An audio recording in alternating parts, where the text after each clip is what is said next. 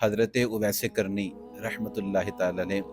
ساری زندگی آپ نے شہرت کو پسند نہیں کیا، اس بات کو آپ نے پسند نہیں کیا کہ لوگ میرے آگے پیچھے گھومیں، لوگ میرے پاس بیٹھیں، شہرت کو آپ نے پسند نہیں کیا، بلکہ نبی پاک صلی اللہ تعالی علیہ وآلہ وسلم نے خود آپ کو ظاہر فرمایا ہے۔ ہمارے صوفیہ فرماتے ہیں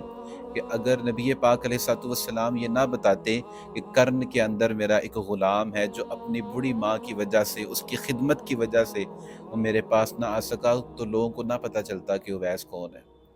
نبی پاک صلی اللہ علیہ وسلم نے آپ کو خود ظاہر فرمایا ہے۔ تو کسی شاعر نے پنجابی کے اندر جملے لکھے ہیں، جان ڈال دی انہوں نے، وہ کہنے لگے جیم جان دا کوئی وسا نہیں ہو،